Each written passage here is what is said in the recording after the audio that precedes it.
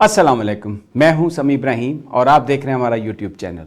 آج 28 جنوری اور جمعرات سن 2021۔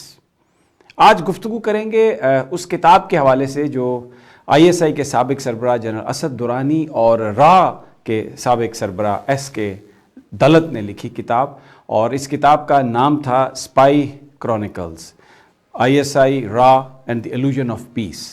2018 میں یہ کتاب پبلش ہوئی تھی اور بڑی اس میں لیدیں ہوئی تھی کیونکہ اس میں بہت امپورٹنٹ چیزوں پر ڈسکشن بھی کی گئی تھی۔ آج میں کیوں اس پر ڈسکس کر رہا ہوں؟ اس لیے کہ جو جنرل اسد درانی ہیں انہوں نے پاکستان سے باہر جانے کی درخواست دی تھی، لیکن وزارت داخلہ نے آج جو جواب جمع کرایا اسلام آباد ہائی کورٹ میں، اس میں کہا گیا ہے کہ ان کے را کے ساتھ تعلقات تھے اور جو کچھ انہوں نے لکھا اس نے پاکستان کو بڑا نقصان پہنچایا، اس لیے ان کا نام ECL سے نہیں نکالا جا سکتا، ان کو باہر نہیں بھیجا جا سکتا۔ اب یہ اہم کیوں ہے؟ یہ اہم اس لیے ہے کہ پاکستان میں ماضی میں جو بہت سارے طاقتور لوگ جو کچھ بھی کرتے رہے ان کی کبھی اکاؤنٹیبلٹی نہیں کی گئی، اور پرویز مشرف صاحب پر یہ الزام تھا کہ انہوں نے آئین کو توڑا، لیکن اس کے باوجود وہ باہر چلے گئے اور کوئی ان کو واپس نہیں لا سکا۔ اس کے علاوہ کئی مثالیں میں آپ کو ایسی دے سکتا ہوں، لیکن ریسنٹلی کیا ہوا ہے؟ ریسنٹلی یہ ہوا ہے کہ وہ جو کہتے ہیں نا کہ پاکستان تبدیل ہو رہا ہے، بالکل تبدیل ہو رہا ہے پاکستان۔ اب یہاں پر وہ لوگ جو ماضی میں بہت طاقتور تھے، پاورفل تھے، اب ان کو وہ رعایات نہیں مل رہی۔ اور یہ جو ایک بات کہی جا رہی تھی کہ پاکستان میں صرف سیاست دانوں کا احتساب ہوتا ہے، پاکستان میں کبھی جرنیلوں کا احتساب نہیں ہو سکتا، پاکستان میں جو طاقتور لوگ ہیں ان کو پکڑا نہیں جا سکتا، یہ جو فیصلہ ہے وزارت داخلہ کا، یہ جو ان کی رپورٹ ہے جو انہوں نے سبمٹ کیا اسلام آباد ہائی کورٹ نے، اس متھ کو انہوں نے توڑ دیا ہے۔ اس لیے کہ جنرل اسد درانی بہت طاقتور جنرل تھے، ISI کے سربراہ رہے، بہت ہی امپورٹنٹ پوزیشنز پر رہے، 32 سال پاکستان کی فوج میں انہوں نے گزارے اور بڑے انفلوئنشل تھے وہ، اور انہوں نے ہمیشہ للکارا جس نے بھی ان کو روکنے کی، پکڑنے کی کوشش کی۔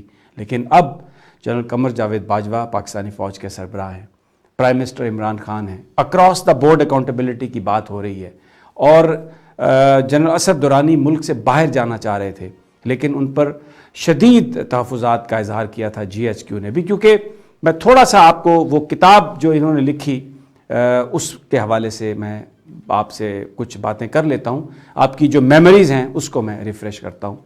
اس کتاب میں بہت اہم ایشوز پر لکھا گیا۔ اس کتاب میں مسئلہ کشمیر کے حوالے سے بات کی گئی، افغانستان کے حوالے سے بات کی گئی، اسامہ بن لادن کے حوالے سے بات کی گئی، ISI اور را کی فنکشن کے حوالے سے بھی بات کی گئی۔ اور پھر یہ اس میں SK دلت نے یہ لکھا اپنی اس کتاب میں کہ ISI شاید را سے بہتر تنظیم ہے، لیکن اسد درانی صاحب نے اس بات سے ایگری نہیں کیا۔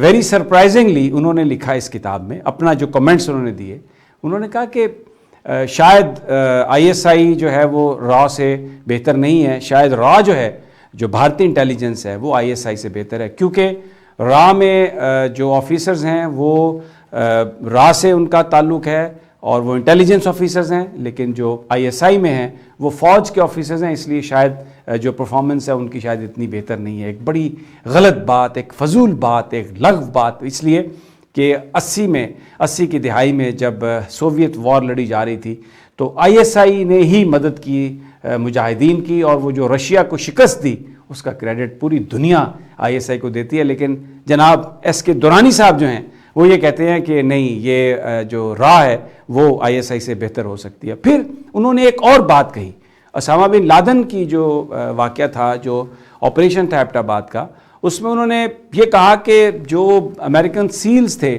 ان کی جو ڈائریکشن اسامہ بن لادن کی طرف جو کی گئی، وہ اس میں شاید پاکستان کی فوج نے مدد کی ہوگی، اور ساتھ یہ بھی کہا کہ ہو سکتا ہے اس میں کوئی پیمنٹ بھی لے لی گئی ہو۔ بڑا ایک سنگین الزام پاکستان کی فوج پر۔ بہرحال بڑی لیدیں ہوئی تھی اس پر۔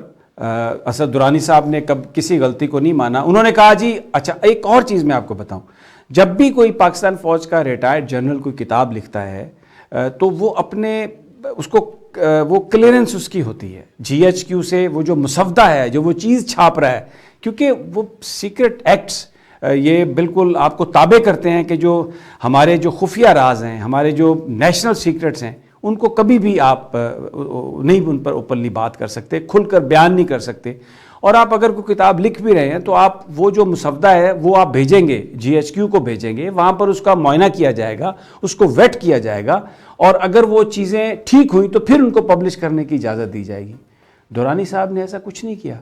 جو کچھ انہوں نے لکھا، جو کچھ انہوں نے بات کی ایس کے دلت کے ساتھ، اور انہوں نے اپنے بہت سارے جو ایکسپیرینسز بھی شیئر کیے. ایک دفعہ انہوں نے یہ بھی کہا کہ جناب وہ کوئی ایس کے دلت کا کوئی بچہ تھا، اس کا کوئی ایشو تھا، تو انہوں نے رابطہ کیا ان سے، اور پھر انہوں نے پوری جو انٹیلیجنس تھی اس کو، اس میں اپنے ریسورسز کو استعمال کر کے ان کو فیور دی، اس طرح کی باتیں. اور اب وزارت داخلہ نے جو رپورٹ دی اس میں انہوں نے یہ کہا کہ دنانی صاحب 2008 سے را کے ساتھ ان ٹچ تھے، ایس کے دلت کے ساتھ ان ٹچ ہوں گے، اور لوگوں کے ساتھ ان ٹچ تھے. اس لیے بہت سارے جو خفیہ سیکرٹ جو چیزیں تھیں ان کے پاس تھیں، اور انہوں نے اس کی وائلیشن کی ہے. ان کو باہر جانے کی اجازت نہیں دینی چاہیے. یہ لکھا ہے وزارت داخلہ نے. پرائم منسٹر کی گورنمنٹ، عمران خان کی گورنمنٹ نے اس بات کو ثابت کر دیا کہ across the board accountability per blue رکھتے ہیں.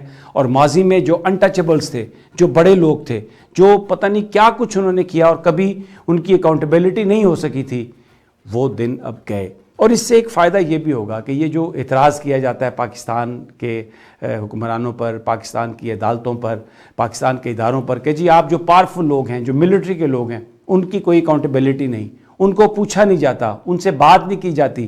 لیکن اس واقعے نے، یہ جو رپورٹ وزارت داخلہ نے سبمٹ کیا ہے اسلام آباد ہائی کورٹ میں، اور جو ایس کے درانی صاحب کا نام ECL سے نہ نکالنے کی بات کی ہے، اس نے یہ ثابت کر دیا ہے کہ واقعی پاکستان تبدیل ہو رہا ہے. اور اس وقت جو سویلین گورنمنٹ ہے وہ ایک لیڈ رول میں ہے، اور کوئی بھی جو طاقتور آدمی ہے، چاہے اس کا تعلق پاکستان کی فوج سے ہے، اگر اس نے کہیں پر قانون اور آئین کی خلاف ورزی کی ہے تو that person can not get away. وہ اس کی اکاؤنٹیبلٹی ہوگی، اس کو جواب دینا پڑے گا. اور یہ بات ثابت ہو گئی ہے. اور تھوڑا سا اگر ہم ماضی قریب میں ہی نظر ڈالیں تو یہ ISPR نے ہمیں بتایا کہ پاکستان فوج کے ایک سابق لیفٹیننٹ جنرل کو جاسوسی کے الزام میں پکڑا گیا. پاکستان فوج کے ایک اعلیٰ افسر، بریگیڈیئر رینک کا جو آفیسر ہے، اس کو سزائے موت بھی سنائی گئی. پاکستان فوج کے اندر جو اکاؤنٹیبلٹی کا پروسیس ہے وہ اپنے طریقے سے وہ چلتا رہتا ہے، لیکن فرق صرف یہ ہے کہ اس کی تشہیر نہیں کی جاتی. کیونکہ اس کی تشہیر نہیں کی جاتی تو اس لیے بہت ساری جو اپوزیشن یا بہت ساری جو سیاسی جماعتیں ہیں اور بہت سارے جو لوگ پاکستان کی فوج کو جنہوں نے نشانہ بنایا ہوا ہے، ان کو یہ بات کرنے کا موقع مل جاتا ہے کہ شاید یہاں پر پاکستان فوج کے اندر اکاؤنٹیبلٹی نہیں ہے، کوئی پوچھ نہیں رہا. ایسا ہرگز نہیں ہے. یہ میں نے آپ کو 400 سے زیادہ جو کیسز ہیں وہ فیصلہ کیا پاکستان کی فوج کے اندر جو اکاؤنٹیبلٹی کرنے والے ادارے ہیں. 400 افراد کو ٹرائی کیا گیا، جس میں آفیسرز بھی تھے، جس میں سپاہی لیول کے لوگ بھی تھے. کسی کے ساتھ کوئی رعایت نہیں کی جاتی اور بڑے بھرپور انداز میں اکاؤنٹیبلٹی کی جاتی ہے. اور یہ بھی کوئی بہت زیادہ پرانی بات نہیں ہے کہ 4 جرنیل ایسے تھے جنہوں نے کرپشن کی مختلف جو محکمے تھے تو ان کو بحال کر کے ان سے ساری پریولیجز واپس لی گئیں. اور اس میں بلوچستان FC کے کمانڈر بھی شامل تھے، جنہوں نے کرپشن کی، ان سے پیسے بھی واپس لیے گئے، ان سے سارے جو ان کے اعزازات تھے وہ بھی واپس لیے گئے اور ان کو سزا بھی دی گئی.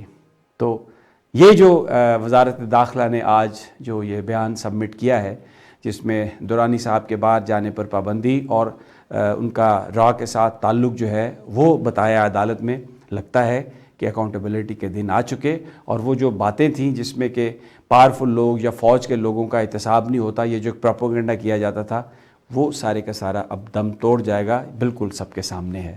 دوستو اجازت دیجیے، اگلی ویڈیو میں انشاءاللہ جلد آپ سے ملاقات ہوگی. اللہ نگہبان.